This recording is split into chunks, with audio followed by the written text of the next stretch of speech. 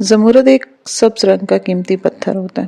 اس کے دوسرے استعمال تو مجھے معلوم نہیں ہے، لیکن یہ زیورات میں جڑا ہوا خوبصورت معلوم ہوتا ہے. زمرد رنگ اور زمرد پتھر ہمیشہ سے میرے فیورٹ رہے ہیں. میں جیولرز پہ جا کے کافی دیر تک درجنوں سیٹ دیکھتی ہوں اور آخر میں سبز سٹونز والے سیٹ ہی مجھے پسند آتے ہیں. عمر کے ایک لمبے عرصے تک میری اس پتھر سے کشش صرف اس کی خوبصورتی کی وجہ سے رہی تھی، لیکن کچھ عرصے سے یہ پتھر میرے لیے ایک سمبل بن گیا، ایک علامت. جیسے بعض خوشبوئیں کسی خاص شخص یا خاص جگہ کی یاد دلاتی ہے نا، ویسے ہی یہ پتھر مجھے ایک واقعے کی یاد دلاتا ہے، اور وہ واقعہ اس سے کئی جڑے واقعات کی یاد دلاتا ہے. میری چھوٹی بہن کی مہندی کے فنکشن پہ میں نے ایک گلو بند اور جھمکے پہنے جو سنہری رنگ کے تھے اور ان میں بڑے بڑے نکلی زمرد جڑے ہوئے تھے. وہ سیٹ میں نے لبرٹی سے لیا تھا. آج کل آرٹیفیشل جویلری اتنی اچھی مل جاتی ہے کہ بظاہر اصلی لگتی ہے. مہندی کے فنکشن پہ میری اماں اور خالہ کے درمیان ایک آنٹی بیٹھی تھی. جب میں ان سے ملی تو انہوں نے فوراً ستائشی انداز میں کہا کہ تمہارا سیٹ بہت اچھا. Thank you. میں نے انگلی پھیرتے ہوئے چپکے سے سبز زمرد پتھر پہ ہاتھ پھیرے. وہ ٹھنڈا سا تھا. ویسے یہ آرٹیفیشل ہے، لبرٹی سے لیا تھا. میں نے وضاحت کی تو آنٹی نے مسکرا کے سر ہلا دیا. وہ آنٹی اٹھ کے گئیں تو میری خالہ نے تادیبی نظروں سے مجھے دیکھا. تمہیں یہ کہنے کی کیا ضرورت تھی کہ یہ آرٹیفیشل ہے؟ اب آپ جتنی بڑی رائٹر ہوں، اماں اور خالہ کے درمیان آپ ایک چھوٹی بچی ہی رہتی ہے نا، جس کو ڈانٹ کے سہما دیا جاتا ہے. وہ سوچ رہی ہوں گے کہ اس نے اتنا بھاری گولڈ کا سیٹ پہن رکھا ہے. میں نے سوچا بتا دوں. کیا انہوں نے تم سے پوچھا؟ جس وقت خالہ نے مجھ سے یہ بات کہی میں انگلی اسی سبز پتھر پہ پھیر رہی تھی. اس کی ٹھنڈک اور ان کے الفاظ کہیں میرے دماغ میں الجھ گئے. مہندی کے فنکشن کی مصروفیات کے باوجود میرا ذہن پیچھے چلا گیا. میں ایک کزن کے ساتھ بیٹھی تھی اور اس نے کہا کہ تمہارے ایئر رنگز بہت اچھے ہیں. میں نے آگے سے کہا کہ تھینک یو، یہ میری بہن میرے لیے لائی تھی، بلکہ وہ ہم تینوں بہنوں کے لیے ایک ہی طرح کے لائی تھی. میرے گولڈ ہیں، اس کے سلور. میں ایک ڈنر پر موجود تھی اور کسی نے میرے کپڑوں کی تعریف کہا. میں نے کہا شکریہ، یہ میں نے کھاڑی سے لیا. ایکچولی اس کی فرنٹ ڈل سی تھی اور بیک برائٹ، تو میں نے بیک کے فرنٹ بنوا لی. میں اپنی بھانجی کے لیے ایک فراک لائی اور اس نے کسی کی دعوت پہ پہنی. کسی نے تعریف کی تو ننھی بچی مسکرا کر بولی یہ نمرہ خالہ استنبول سے لائی ہیں. میں نے کہا نہیں، میں یہ فتیحہ سے لائی تھی. وہاں ایک مال میں سیل لگی تھی، ہم نے بہت سارے کپڑے لیے تھے. میرا دماغ مزید پیچھے گیا. سبز پتھر کی ٹھنڈک میرے اندر اترتے جا رہی تھی. نمرہ تم اپنا مسودہ کاغذ پہ لکھتی ہو یا لیپ ٹاپ پہ؟ میں کاغذ پہ لکھتی ہوں، پھر میری اسسٹنٹ اسے لیپ ٹاپ میں ڈال دیتی. مائکروسافٹ ورڈ کی طرح ایک سافٹ ویئر بھی ہوتا ہے، اس کا نام ہے ان پیج. میں اس پہ بک کو ایڈٹ کرتی ہوں. شروع میں صرف کاغذ پہ لکھتی تھی. پھر تمہیں پڑھنے کا شوق ہے؟ کسی نے میرے کمرے میں بک شیلف کو دیکھ کر کہا تمہارا بک شیلف بہت پیارا ہے. ہاں، لیکن یہ والا بک شیلف صرف ڈیکور کے لیے، اس میں صرف وائٹ بکس ہیں کیونکہ شیلف بلیک ہے نا. جو شیلف میری اسٹڈی میں ہے اس میں وہ اصلی کتابیں ہیں جو میں پڑھتی ہوں، یہ تو بس ڈیکوریشن کے لیے ہے. وہ دوسری والی. میں نے سر جھٹکا اور وہاں سے اٹھ کھڑی ہوئی. سبز پتھر سے میں نے ہاتھ ہٹا لیا. اس وقت مہندی کے فنکشن کی رونق اور آوازوں کے شور میں مجھے اپنا ایک مسئلہ سمجھ آ گیا. وہ پتھر آج تک میرے لیے ایک علامت تھا، جاگنے کی علامت، سنبھل جانے کی علامت. اپنی بات کی گہرائی میں جانے سے پہلے میں مزید کچھ قصے بیان کرنا چاہوں گی جو اس وقت مجھے یاد نہیں آئے تھے لیکن اب آ رہے ہیں. ایک واقعہ، میں نے اپنی ڈاکٹر سے اپوائنٹمنٹ لی تھی، لیکن عین اس وقت مجھے ایک کام آن پڑا. مجھے وہ کام یاد نہیں، لیکن مجھے وہ معذرت یاد ہے جو میں نے بہت برا محسوس کرتے ہوئے ڈاکٹر صاحبہ کو بھیجی تھی. I'm sorry، مجھے فلاں جگہ پہ جانا ہے. میں ضرور آتی، اپوائنٹمنٹ ہے، لیکن مجھے اس وقت تک کوئی ڈراپ نہیں کر سکے گا اور میں ڈرائیو نہیں کر سکتی. تو میں ایک دفعہ مجھے ایک کزن کے سسرال میں فوتگی کا میں نے سنا، تو مجھے اس کے تعزیت کا فون کرنا تھا. میں پہلے دن نہیں کر سکی اور دوسرے دن مجھے بھول گیا. تیسرے دن میں نے سوچا کہ ابھی کرتی ہوں، اور پھر کئی دن تک وہ کام لٹکا رہا، یہاں تک کہ وہ کام ایک بوجھ بن گیا اور میرے دل میں مسلسل یہ ڈر بیٹھ گیا کہ میں اسے کیسے فیس کروں گی. جیسے میں نے کوئی 1 ماہ بعد سے کال کی، میں نے بات یوں شروع کی. I'm so sorry، میں بہت مصروف تھی. میں کال کرنا چاہ رہی تھی لیکن فلاں مسئلہ ہو گیا. میری سستی بھی آڑے آ گئی اور یہ میرا کئی سال کا ایک پیٹرن آف بیہیویئر رہا ہے. اگر میں کسی کی کال نہ اٹھا سکوں تو میں کئی دن تک اس سے بات نہیں کرتی، یہ سوچ کے کہ اس کو وضاحت دینی پڑے گی کہ کال کیوں نہیں ریسیو کی. اچھا کروں گی کسی دن اس کو فون، لیکن پچھلی کال نہ اٹھانے کی وضاحت جو نہیں دی تھی وہ بوجھ کی طرح دل پہ چھائی جاتی ہے. ایک دفعہ مہمان آئے تو میں ورک آؤٹ کے لباس میں تھی. ملازمہ نے ان کو لیونگ روم میں بٹھایا، امی ان کے پاس چلی گئیں. میں نے تیار ہونے میں 10-15 منٹ لگائے. میں باہر آئی تو وہ جانے والے تھے، تھوڑی دیر کے لیے آئے تھے، چند منٹ بیٹھے اور چل دیے. لیکن میں نے یہ چند منٹ یہ وضاحت دینے میں لگائی کہ ہائے آئی ایم سو سوری، یہ میرا ورک آؤٹ ٹائم تھا اور میرا حلیہ درست کرنے میں مجھے وقت لگ گیا، سو سوری. اور بعد میں مجھے کہیں ہفتے اس بات کا گلٹ رہا کہ وہ کیا کہتے ہوں گے یار. لیکن یہ عادت ختم کیے یا بہت حد تک کم کیے مجھے ایک عرصہ گزر گیا. آج جب میں یہ باب لکھ رہی ہوں تو آپ جانتے ہیں کہ میری امی بیمار ہے. اس کتاب کو شروع کرتے وقت وہ تندرست تھیں، وہ اس کتاب کے ساتھ ہی بیمار ہوئی. ان کو آپریشن ہوا اور اب وہ گھر چلی گئی ہیں. ان کی روز فزیو تھراپیز ہو رہی ہیں. روز 1 گھنٹے کے لیے فزیو تھراپسٹ آ کے ان کی تھراپی کروا کے جاتی. وہ 1 گھنٹہ شام 5 سے 6 بجے کا ہوتا ہے. آج کی نمرہ کیسی ہے؟ ایسی کہ اگر 4 بجے ماما کے کوئی فرینڈ آنٹی مجھے کال کر کے کہیں نا کہ بیٹا ہم آپ کی طرف آ جائیں تو میں کہتی ہوں آنٹی آپ 6 بجے تک آ جائیں نا، ماما کی فزیو ہو جائے گی اور وہ اس سے فری ہو جائیں گی. اگر کوئی آنٹی بنا بتائے 5:15 بجے آ جائے اور میری ملازمہ آ کے گیٹ کے بتائے کہ گیسٹ آئے ہیں تو میں کہتی ہوں ان کو بٹھاؤ اور کہو کہ ماما 6 بجے سے پہلے باہر نہیں آ سکتی. پھر میں خود باہر جا کے کہتی ہوں کہ آنٹی معذرت لیکن آپ کو ویٹ کرنا ہوگا، ان کی فزیو ہو رہی ہے. اگر آپ بتا دیتی تو میں آپ کو 6 بجے آنے کا کہتی، اور میں اس بات کی پرواہ کیے بغیر کہ وہ کیا سوچنی ہے اندر آ جاتی ہوں. پھر میں ان کی فزیو کروا کے 6 بجے ہی کمرے سے باہر نکلتی ہوں. میں اب کسی کے سوچنے کی پرواہ کرتے ہوئے خود کو اور مما کو گلٹ میں نہیں ڈالتی. مہمانوں کو بتا کر آنا چاہیے، اگر وہ بتا کے آتے تو میں اپنے شیڈیول اسی لحاظ سے ترتیب دیتی. ان کو انڈرسٹینڈ کرنا چاہیے، اور اگر وہ کسی غلط فہمی کا شکار ہو رہے ہیں تو کوئی بات نہیں، وہ میچور لوگ ہیں. میں میچور بالغ انسان، میرے اندر اب مس انڈرسٹینڈنگ ہونے کا خوف ختم ہو گیا. یہ وہ لفظ ہے جس کی طرف میں آ رہی ہوں، مس انڈرسٹینڈنگ ہونے کا خوف. یعنی یہ خوف کہ لوگ ہمیں غلط نہ سمجھیں، یہ خوف کہ انسان کو لمبی لمبی وضاحتوں پر مجبور کرتے ہیں، اس کو کہتے ہیں اور ایکسپلین کرنا. ٹھیک ہے. کرونیکل اوور ایکسپلیننگ ایک ایسی عادت ہے جو کم عمری سے لوگوں کو ہو جاتی ہے اور پھر عمر کے ساتھ وہ پختہ ہوتی جاتی ہے. اس کی وجہ ہمارا غلط سمجھے جانے کا خوف ہے. ہمارا وہ خوف کہ لوگ کیا کہیں گے، ہم سے اوور وضاحتیں ہو جاتی. آپ نے آج کل سنا ہوگا کہ لوگ کیا کہیں گے کی پرواہ کرنا چھوڑ دینی چاہیے، لیکن کیسے؟ ہم کیوں نہیں چھوڑ پاتے اس چیز کی پرواہ کرنا؟ کیونکہ ہم نے اس ٹاکسک عادت کی وجہ کو ہم نہیں سمجھ پاتے.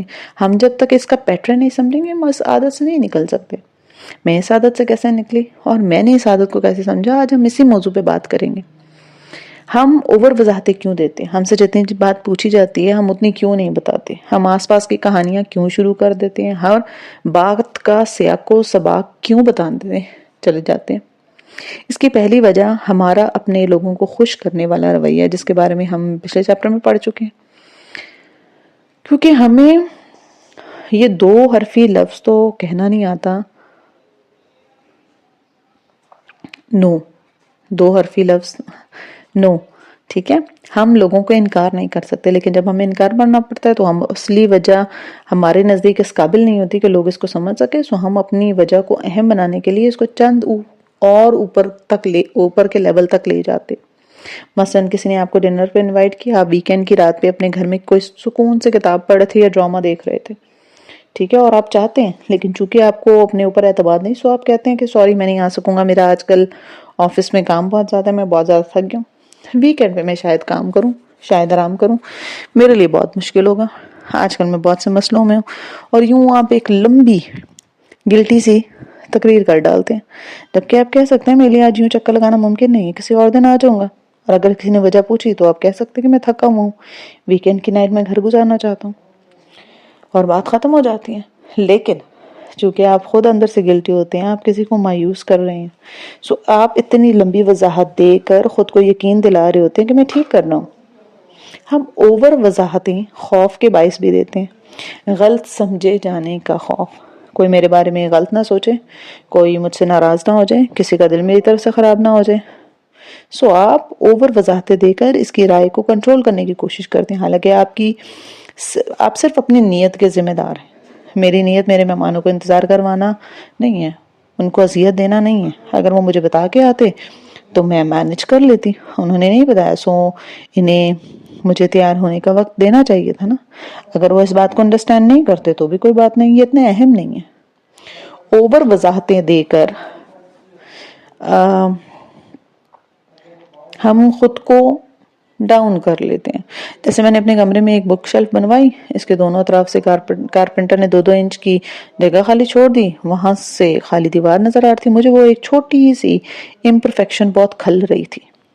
چند ہفتے تک وہ کام مکمل نہیں ہو سکا۔ جو بھی میرا بک شیلف دیکھ کے اس کی تعریف کرتا میں کہتی تھینک یو، بس اس کا دیوار کے ساتھ جو گیپ ہے نا وہ کچھ دن میں فکس ہو جائے گا۔ لوگ مسکرا کے سارے لا دیتے تھے۔ جس دن کارپینٹر نے وہ گیپ ختم کیا تو میں بہت خوش ہو گئی۔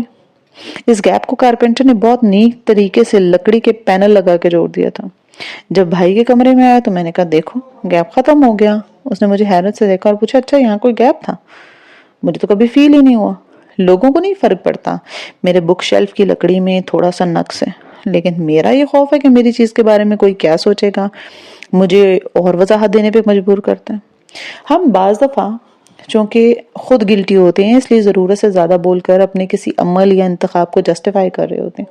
اپنے اعمال کو دوسروں کے سامنے ثابت کرنے کی ضرورت نہیں ہوتی، ہمیں اپنا آپ ایکسپلین کرنے کی ضرورت نہیں ہوتی، لیکن ہم ہر وقت یہی سوچ رہے ہوتے ہیں کہ یقیناً لوگ یہ سوچ رہے ہیں، وہ دل میں کہیں گے، وہ ایسا کہیں گے، ویسا کہیں گے۔ لوگ بعض اوقات آپ ایک ایسے شخص کے ساتھ وقت گزارتے ہیں جو بہت تنقیدی ہو، جیسے پیرنٹس، بہن بھائی، استاد یا لائف پارٹنر، تو ان کی عادت ہو جاتی ہے اپنے بجائے ان کے دماغ سے سوچنے کی۔ آپ نے اپنی بڑی بوڑھیوں کو دیکھا ہوگا، ہر وقت اپنے شوہروں کی صفائیاں پیش کرتی رہتی۔ کیوں؟ کیونکہ ان کے زمانے کے شوہر بیویوں پر نکتہ چینی کر کے ان کو اتنا سیلف ڈاؤٹ کا شکار کر دیتے تھے کہ وہ اپنے ہر عمل کی وجہ بیان کرنا ضروری سمجھتی۔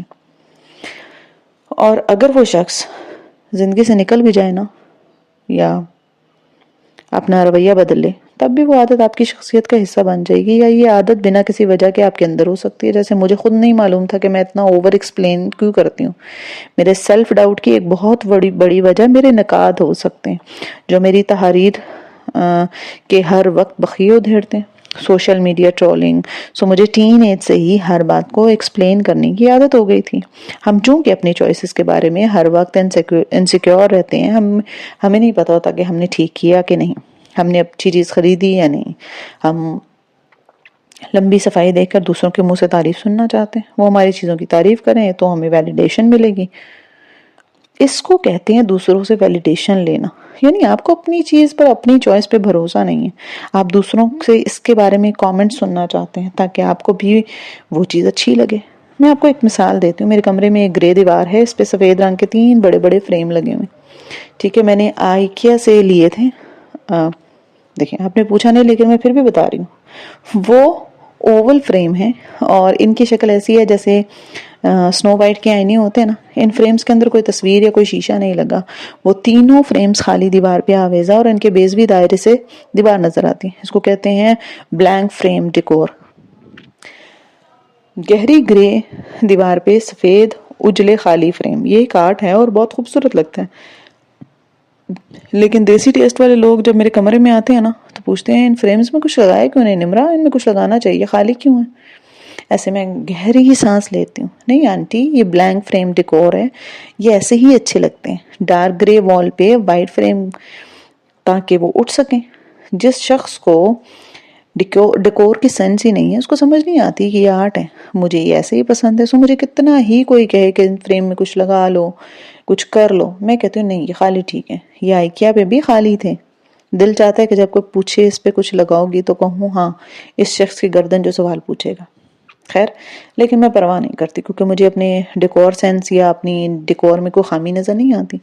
میں نے ایک دفعہ کسی کا مشورہ نہیں مانا، میں نے ماننا ہے کیونکہ مجھے معلوم ہے کہ 3 کلرڈ ڈیکور کیسا ہوتا ہے، اس میں کتنا % کلر استعمال ہوتا ہے۔ جو لوگ مجھے مشورہ دیتے ہیں میں نے ان کے گھر بھی دیکھے ہیں، سو اگر آپ ہر ایک کا مشورہ ماننے یا سننے لگ جائیں تو اپنے سینس پہ شک ہونے لگ جاتا ہے۔ ہم ایک اور وجہ سے بھی اوور ایکسپلینیشن دیتے ہیں، وہ ہے کسی شخص سے گہرا تعلق بنانے کے لیے۔ ہم فرینک ہونا چاہتے ہیں، جلد دوستی کر کے جلد ہی کسی تعلق میں آگے بڑھنا چاہتے ہیں، سو ہم بہت جلد لوگوں کے سامنے کھلنا شروع کر دیتے ہیں، کیونکہ ہمارے اندر وہ خواہش ہوتی ہے نا کہ ہمیں بس ہر کوئی پسند کرے۔ وہ خواہش نہیں جاتی، وہ خواہش ہم سے ایسی حرکتیں کرواتی ہے، دل پہ ہاتھ رکھ کے بتائیں کتنی دفعہ کسی انسان سے لڑائی یا دکھ سے علیحدہ ہوئے وہ، اور آپ کو ہر اس لمبی بات پہ افسوس ہوتا ہے جو آپ نے خواہ سے بتائی۔ بعد میں کتنا فیل ہوتا ہے کہ یار ہم نے اتنا اوور کیوں شیئر کیا تھا، کیوں اتنی جلدی پرسنل ہو گئے تھے۔ یہاں وہی پرانا سبق دہرانے کی ضرورت ہے جو میں ازل سے اس کتاب میں دیتی آ رہی ہوں۔ باؤنڈریز، ہمیں باؤنڈریز کی ضرورت ہوتی ہے۔ ہمیں لوگوں کو موقع اور وقت دینا چاہیے خود کو جاننے کے لیے، لوگوں کو خود ہمیں دریافت کرنا چاہیے، ہم نے اپنا آپ کھول کے نہیں رکھنا۔ ہمیں کب وضاحت دینی ہے، جب ہم سے سوال کیا جائے، اور کتنی وضاحت دینی چاہیے۔ اس سوال کا جواب جاننے کے لیے ایک دفعہ پھر ہم اپنے اصل کی طرف لوٹتے ہیں۔ ہمارا اصل اللہ کی کتاب میں بیان ہے۔ عظیم انسان کن ویلیوز کے ساتھ رہتے ہیں اور ان کا کیا کردار ہے، اور سب ہمیں اللہ کی کتاب سے ہی ملے گا۔ سورہ یوسف قصوں میں بہترین قصہ، اس لیے سورہ یوسف جو ہے بہترین قصہ ہے، کیونکہ اس میں انسان کو اپنی کردار سازی کرنے کے لیے بہت کچھ ملتا ہے۔ کچھ روز قبل ہم نے عزت پانے اور دینے کی بات کی تھی، آج ہم وضاحتوں کی بات کرتے ہیں۔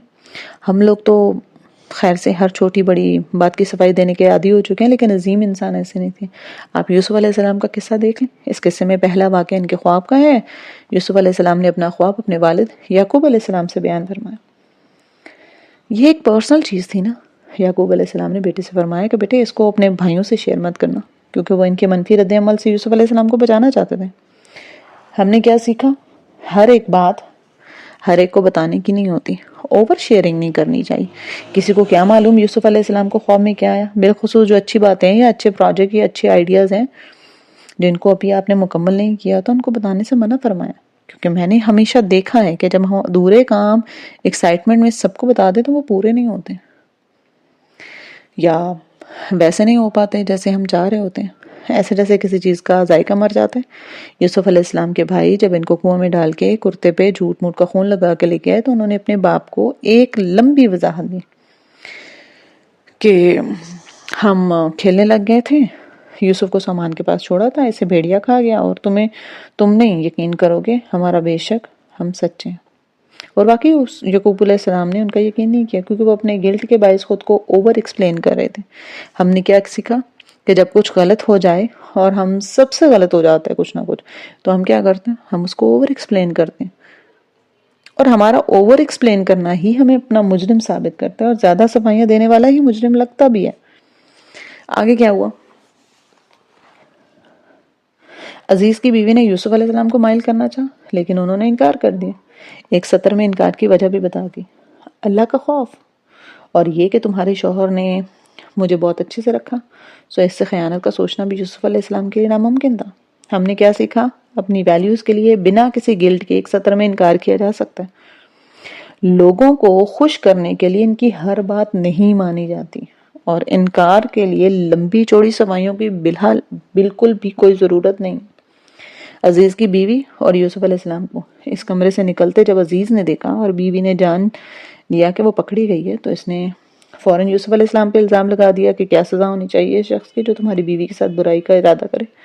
اس بات پہ یوسف علیہ السلام نے ایک ہی سطر میں اپنی صفائی دی، ایک الزام لگا سو ایک وضاحت دیں۔ آپ اس الزام کے جواب میں یوسف علیہ السلام کو لمبی وضاحت کرتے نہیں دیکھیں گے، نہ انہوں نے اگلے پچھلے حساب نکالے، انہوں نے ایک سطر میں اپنی پوزیشن واضح کر دی۔ ایک گواہ نے گواہی بھی دے دی اور ان کی بے گناہی ثابت بھی ہوگی، لیکن عزیز کی بیوی نے جب لوگوں کی باتیں کرتے سنا، اور اس نے عورتوں کو بلایا اور ان سب کے ہاتھوں میں چھریاں تھما دی۔ پھر اس نے یوسف علیہ السلام کو بلایا۔ ان کا روب حسن دیکھ کے وہ عورتیں اتنی دم بخود رہ گئیں کہ انہوں نے چھریوں سے اپنے ہاتھ کاٹ لیے۔ اس پہ عزیز کی بیوی نے ان عورتوں کو اپنے یوسف کے لیے احساسات بیان کر دی۔ میں یہ واقعہ پڑھتے ہوئے سوچ رہی تھی کہ وہ بڑی بے خوف عورت تھی۔ اس کو معلوم تھا کہ لوگ پوچھے بنا وہ سب بتا کے خواہ مخواہ اپنی عزت مزید خراب کر رہی ہے۔ اس کے شوہر کو پہلے سے ہی معلوم تھا، لیکن پھر بھی اس نے وہی کیا۔ ہمارے لیے کیا سبق ہے کہ اپنی پرسنل باتیں یوں دوستوں کی محفل میں نہیں کرنی چاہیے، یہ کوئی اچھی بات نہیں ہے، کیونکہ آگے یہ بات بادشاہ کے محل تک پہنچ گئی تھی۔ اپنی ہر بات ہر ایک کے سامنے بتا دینا صرف اپنی انا کی تسکین کے لیے کوئی عقل مندی نہیں ہے، یہ آخر میں انسان کو ذلیل کرواتی ہے۔ اب یوسف علیہ السلام قید خانے میں قید کر دیے گئے تھے، ٹھیک ہے، انہوں نے ان عورتوں کے میلو ڈراما سے بہتر قید کو سمجھا۔ سب کو معلوم تھا کہ یوسف علیہ السلام بے گناہ ہیں، پھر بھی کسی نے ان سے وضاحت نہیں مانگی، نہ انہوں نے خواہ مخواہ اپنے صفائی کسی کو دی۔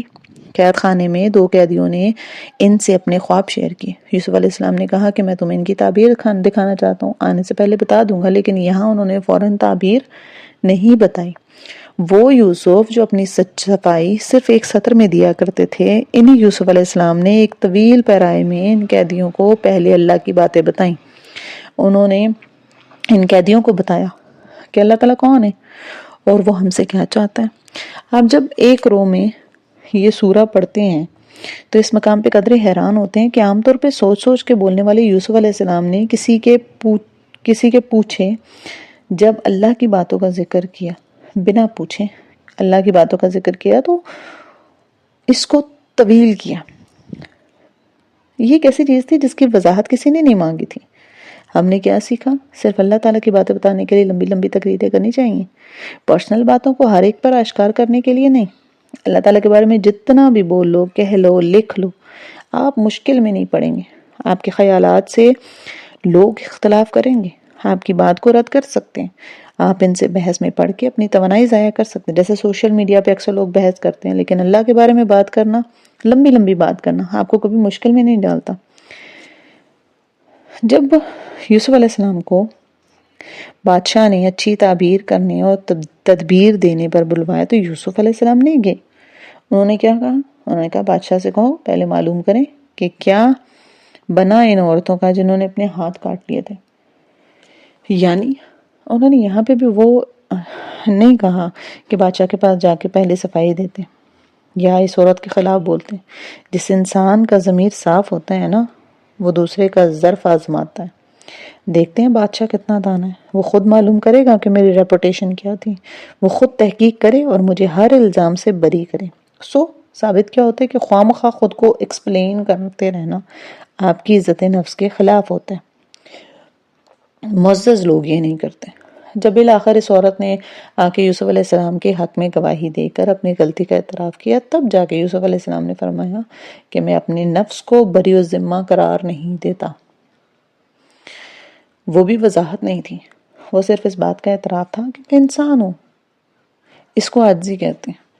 اگر ہمیں کبھی اپنے آپ کو وضاحت دینی پڑے تو اپنی غلطی پہ ڈٹنے کے بجائے یوسف علیہ السلام کی طرح اپنے انسان ہونے کی وضاحت دے دیا کریں۔ ان کی تو کوئی غلطی بھی نہیں تھی۔ اس کے علاوہ کب دی یوسف علیہ السلام نے اپنے بارے میں وضاحت؟ جب بادشاہ نے ان کو اپنا مشیر مقرر کرنا چاہا، تب یوسف علیہ السلام نے اپنی خوبیاں بیان کر کے کہا کہ مجھے خزانے پہ مقرر کر دیں، بے شک میں حفاظت کر دے سکتا ہوں اور علم والا بھی ہوں۔ اپنی خوبیاں اس وقت بیان کی جب آپ کسی کام میں کوئی ویلیو ایڈ کرنا چاہیں، یہ ہمیں کرنا چاہیے۔ یہاں بھی بادشاہ نے نہیں پوچھا کہ تم کس کام میں اچھے ہو، یوسف علیہ السلام نے خود بتایا۔ ہم نے کیا سیکھا؟ جب ہمارے پاس خوبیاں موجود ہوں تو ہم کسی اچھے کام میں ان چیزوں کو بیان کر کے ان میں ویلیو ایڈ کر سکتے ہیں، لیکن صرف اس چیز کے بارے میں جس کے بارے میں ہم بہت کانفیڈنٹ ہوں، اور یہ تبھی ہو سکتا ہے جب ہمیں اپنی قدر معلوم ہو۔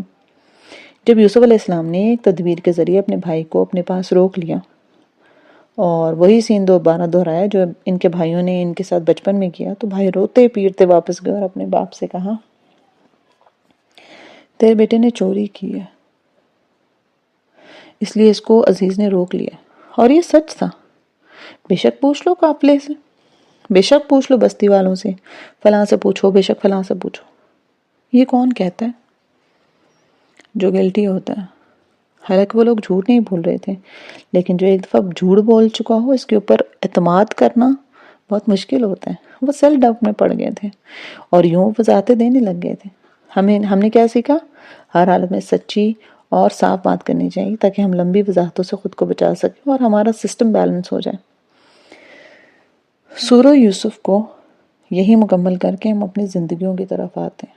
ہم کیسے اپنی روزمرہ زندگیوں میں اوور وضاحتیں دینے سے بچ سکتے ہیں؟ ایک، آپ کو کیا وضاحتیں دینے پہ اکساتی ہے؟ اس کو انگریزی میں کہتے ہیں ٹریگر۔ جیسے پستول کا ٹریگر دبانے سے گولی آگ کی طرح باہر نکل کے تباہی میں جاتی ہے نا، ویسے ہی ہمارا کوئی ٹریگر دباتا ہے نا تو ہم بنا سوچے سمجھے ہم سے کوئی کام کرواتا ہے۔ آپ کا ٹریگر کیا ہے؟ آپ کب ایک دم سے وضاحتیں دینے لگ جاتے ہیں؟ کوئی ہمیں برا نہ سمجھے، کوئی ہماری نیت پہ شک نہ کرے، کوئی یہ نہ کہے کہ یہ فضول خرچ ہے اور اصل جویلری اتنے پیسے کی آتی ہے۔ سو آپ کو ضرورت ہی نہیں ہے کہ یہ بتائیں کہ میں نے لبرٹی سے 1000 روپے کا لیا تھا، یا آپ کسی سے دوستی کرنا چاہیں یا کسی کے قریب ہونے چاہیں۔ کب آپ بولتے ہیں؟ جب کسی کو امپریس کرنا ہو، جب آپ کو لگے کہ سب آپ کو گھیر کے آپ پہ حملہ کر رہے ہیں۔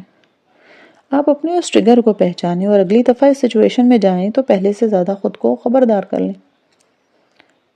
دوسری بات یہ ہو سکتی ہے کہ اپنے الفاظ کو مختصر رکھنا سیکھیں۔ یہ وہ چیز ہے جس کی پریکٹس آج آپ نے یہ سننے کے بعد شروع کرنی ہے۔ آج سے آپ جس بھی کو بھی ٹیکسٹ کریں یا جس سے بھی بات کریں، کیونکہ آپ جس دنیا میں اور جس موبائل میں رہتے ہیں وہ انسانوں سے بھرے ہوئے ہیں، تو آپ کو مسلسل لوگوں سے بات کرنی ہے۔ اپنے ٹیکسٹ اور الفاظ کو چھوٹا رکھیں، جو پوچھا جائے وہی بتائیں۔ اس چیز کو آہستہ آہستہ پریکٹس کریں۔ میں نے جتنے بھی لوگ ایسے زندگی میں دیکھے جو بہت انسپائرنگ ہو یا روبدار ہو، ان کے ٹیکسٹ ہمیشہ جامع ہوتے ہیں۔ الفاظ جتنے مختصر مگر جامع ہوں اتنے پر اثر ہوتے ہیں، الفاظ جتنے زیادہ ہوں اتنی قدر کم ہوتی ہے۔ یہاں رائٹر اور ان کی کتابوں کی بات نہیں ہو رہی، ہمیں تو لائسنس ہے نا لمبی لمبی کتابیں لکھنے کا۔ تیسری چیز، وضاحتوں کی جگہ سوال پوچھا کریں۔ اگر آپ کو بھی وضاحتیں دینے کی عادت ہے اور یہ کم نہیں ہو رہی تو اس کو سوال میں بدلیں۔ جب کسی محفل میں بیٹھے تو ہر جگہ جہاں آپ ہر دفعہ بہت بول جائیں وہاں سوال پوچھا کریں، بجائے اس کے کہ آپ لوگوں کو وضاحتیں دیں لمبی لمبی ہانکیں۔ ٹھیک ہے؟ اس کے بجائے آپ لوگوں سے سوال پوچھیں، کیونکہ آپ کو بولنے کا شوق ہے تو آپ کی نیچر تو بدل نہیں سکتی، آپ نے خود کو مجبور نہیں کرنا۔ بس آپ اپنے بارے میں بتانے کے بجائے زندگی، ویلیوز، اللہ کی کتاب، ایسی چیزوں پہ بات کریں یا سوال پوچھا کریں۔ کوئی کہے تمہارا نیکلس بہت اچھا ہے تو کہیں تھینک یو، آپ پہ بھی یہ کلر سوٹ کر رہا ہے، آپ کہاں سے لیتے ہیں اتنے اچھے پرنٹس؟ کیا یہ بہتر نہیں ہے؟ لبرٹی کی شاپنگ بتانے سے تو بہتر ہے نا۔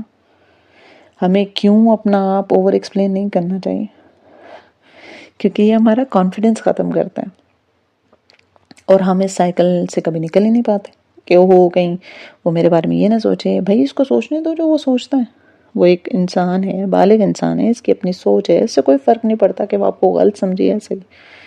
میجورٹی کس چیز کا نام ہے؟ میجورٹی مس انڈرسٹوڈ کو قبول کرنے کا نام ہے۔ لوگ بہت دفعہ آپ کو غلط سمجھیں گے، یہ ضرور ہوگا، لوگ آپ کی صلاحیت، آپ کی نیت، آپ کی قابلیت، ہر چیز کو غلط سمجھیں گے۔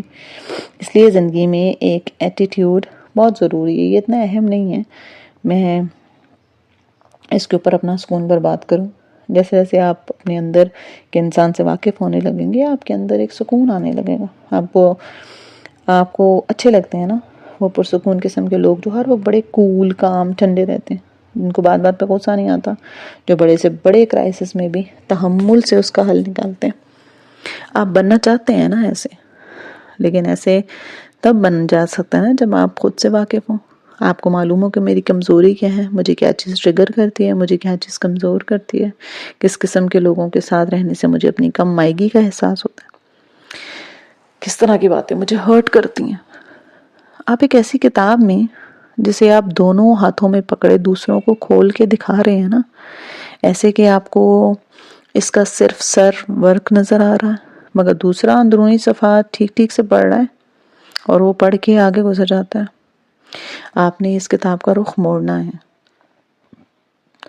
دوسروں کو صرف سر ورک نظر آنا چاہیے، یا وہ جو کتاب کے پشت پہ لکھا ہے ایک پیرا جس میں کتاب کا تعارف ہوتا ہے نا، بس وہ جب آپ اس کتاب کا رخ موڑ دیں گے نا تو یہ خود بخود دوسروں کے سامنے سے ہٹ جائے گی، اور یہ تب ہوگا جب آپ خود کو پڑھنے لگیں گے۔ آج کے سوالات: نمبر 1، اس ہفتے وہ کیا کام ہے جس سے آپ بچتے پھر رہے ہیں اور اس کے بارے میں سوچنا نہیں چاہتے؟ نمبر 2، آج کل وہ کون سا انسان ہے جس کا آپ سامنا نہیں کرنا چاہتے، نہ اسے بات کرنا چاہتے ہیں کیونکہ آپ کو خوف ہے کہ وہ ایسا کچھ کہہ دے گا جس سے آپ کا دل دکھے گا؟ نمبر 3، کیا آپ لوگوں کو کال بیک اس خوف سے نہیں کرتے کہ وہ آپ کو اتنی دیر سے کال کرنے پر مورد الزام ٹھہرائیں گے؟ نمبر 4، ایسا کوئی موضوع جس کا تذکرہ بھری محفل میں ہونے پہ آپ غیر آرام دہ محسوس کرتے ہیں اور کیوں؟ اپنا خیال رکھیے گا، ملتے ہیں نیکسٹ ایپیسوڈ میں۔ اللہ حافظ۔